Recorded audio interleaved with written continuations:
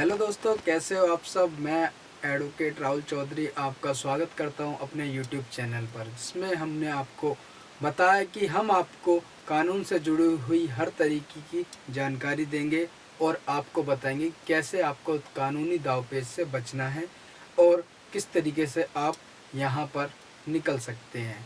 तो आज मैं आपको जो वीडियो लेकर आया हूं आपके लिए, उसमें मैं आपको बताऊंगा कि कोर्ट में कोई भी आवेदन देते हैं उसका फॉर्मेट क्या है कि देखिए, जब भी आपने देखा होगा वकीलों को काम करते हुए या जो नए वकील हैं उनको भी बहुत सारी प्रॉब्लम आती हैं कोर्ट में काम करने के लिए। उनको कुछ अलग अलग वकीलों के कुछ अलग अलग फॉर्मेट होते हैं करने के, तो हर किसी को कोई ना कोई दिक्कत होती है। तो आज मैं आपको एक ऐसा सटीक फॉर्मेट बताने वाला हूं जिसके द्वारा आप कोर्ट में आवेदन देते हैं तो वो आपका सही होगा और मान्य होगा और सही तरीके से वो कार्य करेगा। क्योंकि देखिए, कोर्ट में एक आवेदन देने का, कोई भी वहाँ पर एप्लीकेशन लगाने का एक फॉर्मेट होता है, क्योंकि वहाँ पर आपके केस का ट्रायल चल रहा होगा या कोई भी अदर ट्रायल चल रहा होगा, तो वहाँ पर इसलिए हर तरीके से सटीक फॉर्मेट होना बहुत ज़रूरी है।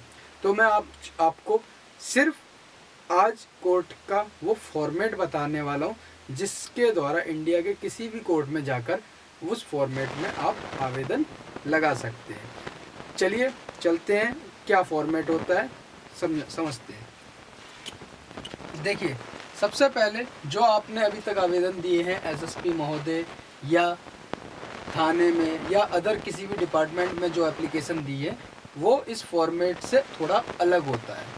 ठीक है, तो समझते हैं। सबसे पहले ये देखिए, जो मैंने ये लाइनिंग दिख रही है, ये आज मैं आपको बोर्ड पर बताने वाला हूँ, क्योंकि क्या है कि छोटी सा फॉर्मेट है, इसके लिए मैं स्पेशल आपको ड्राफ्टिंग करके नहीं समझाऊंगा। हालांकि इसके अदर कोई भी ड्राफ्टिंग होगी वो मैं आपको लीगल पेज पर ही करके ही दिखाऊंगा। चलिए समझते हैं। देखिए, सबसे पहले ये जो आपको लाइनें दिख रही हैं, ये एक समझिए एक ब्लैंक पेज है। ठीक है, और अब आपको किस तरीके से कोर्ट में आवेदन देना है, ऊपर से फिर से मोड़ लेना है। जैसे मैंने आपको मोड़ने का तरीका बताया कि किस तरीके से मोड़ते हैं और क्यों मोड़ते हैं, तो यहाँ पर भी वही है। तो सबसे पहले यहाँ पर आपको लिखना है न्यायालय।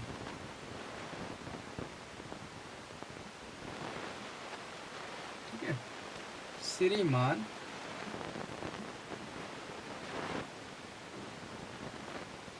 अब इसके बाद जिस भी कोर्ट में आप आवेदन दे रहे हैं, ठीक है, वो इंग्लिश में भी लिख सकते हैं, हिंदी में भी लिख सकते हैं, कोई प्रॉब्लम नहीं है।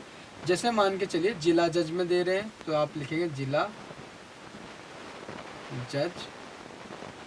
ठीक है, अगर आप इससे अदर कोई मान के चलिए सीजीएम को देते हैं तो आप लिख सकते हैं सीजीएम।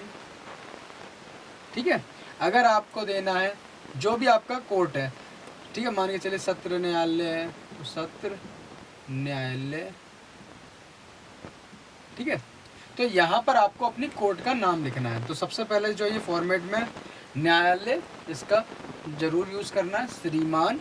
फिर इसके मान के चलिए जैसे अब हमारी कोर्ट है जिला जज, जिला जज न्यायालय, फिर इसके बाद न्यायालय, देन जिस भी आप स्टेट में वो जिस भी ज़िले में हैं, जैसे मान के चलिए हमें गाजियाबाद, इसे आप पूरा लिख लीजिएगा। ठीक है, इसके बाद आपको लिखना है यहाँ पर बीच में आवेदन अंतर्गत धारा। ठीक है, जिस भी धारा में आप आवेदन कर रहे हैं, इसलिए आपको यहाँ पर लिखना है ये चीज़। मान के चलिए हम जैसे 156(3) दिखा रहे हैं, 156(3) दिखा रहे हैं, या जो भी होगा। ठीक है, आप जिस भी धारा में आवेदन कर रहे हैं उसका आप यहाँ पर जिक्र करेंगे। देन इसके बाद आपको लिखना वाद संख्या या, ठीक है, तो आपको यहाँ पर आवेदन अंतर्गत धारा लिखना है। ठीक है, यहाँ पर आपको लिखना अपने वाद संख्या। देन आपको पता हो या नहीं हो, जो भी आपका ईयर होगा, जैसे मान के चलिए अब 2022 चल रहा है तो आपको यहाँ 22 लिखना है। ठीक है, इसके बाद आपको लिखना है पार्टियों का नाम। मान के चलिए जो भी आपकी पार्टी है जिस भी केस में, तो मान के चलिए जैसे है ज़्यादातर क्रिमिनल केसेस में स्टेट पार्टी होती है, तो आपको लिखना है सरकार बनाम सूरज।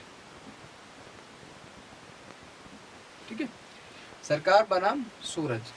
फिर इसके बाद आपको इस कोने पे आना है, यहाँ पर आपको लिखना है धारा। ठीक है, ठीक है, धारा। फिर इसके बाद थाना। ठीक है, ये आपको लिखना है। यहाँ पर जो भी आपके केस में धारा लगनी है या लगाई गई है वो आपको लिखना है। यहाँ पर आपको आपके क्षेत्र का थाना, जिस भी जो वो केस है वो किस थाने के अंडर में चल रहा है वो लिखना है। फिर यहाँ पर आपको लिखना है श्रीमान जी।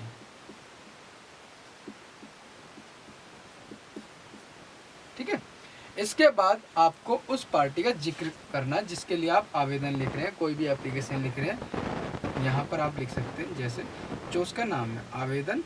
ठीक है, तो यहाँ पर आप श्रीमान जी के बाद आपको बाकी डिटेल लिखनी है। इस फॉर्मेट को आपको हर कोर्ट में कोई भी आवेदन देते हैं उसमें यूज़ करना है। यही एक सटीक फॉर्मेट है। इसके अदर भी सभी अपने अपने यूज़ करते हैं अलग अलग तरीके से, मगर आप इस फॉर्मेट का यूज़ करेंगे तो आपके सभी कोर्ट में लगने वाले आवेदन है वो बिल्कुल सही तरीके से लगेंगे और ये मान्य होंगे जहाँ भी आपको आवेदन लगाना हो किसी भी कोर्ट में।